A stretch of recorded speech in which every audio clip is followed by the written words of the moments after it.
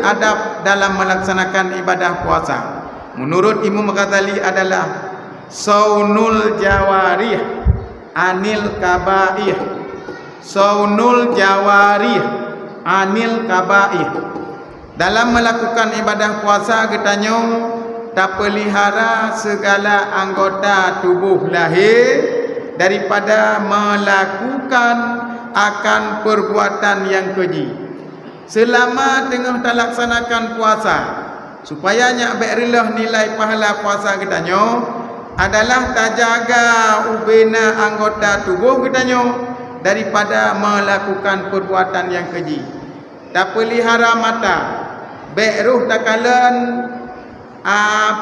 perkara yang jid keharum. Tak jaga jaro beruh tacok atagop, tak jaga aki beruh tabluh bak harta gop. Tak jaga segala macam anggota tubuh kitanya, termasuk tak jaga hati kitanya. Baik hati kitanya hanagot tu orang lain dengan akibat nyokuh kitanya dapat menghilangkan nilai pahala ibadah puasa.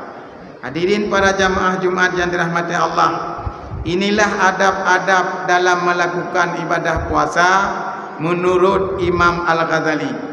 Bila mana tak puasa kitanya penuh dengan adab nepegah, berarti adalah puasa katanya selamat, beruntung dan letak nilai-nilai yang dibalah oleh Allah.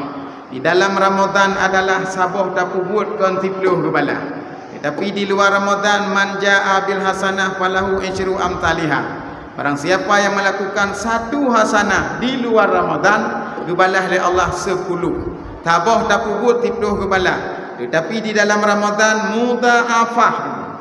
Di dalam Ramadan segala ibadah yang terlakukan selama Ramadan, apapun ibadah yang terlakukan siang dan malam, nilai jihkan sabah tiplu, tetapi mudha'afah, pahala jih berganda-ganda.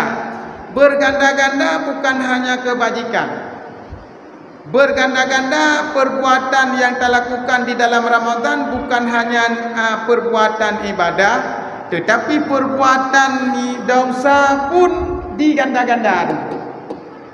Tapi kitanya ibadah dalam bulan puasa ke ganda-ganda. Menyuruh tak buat masjid dalam bulan puasa, nak ke ganda hati.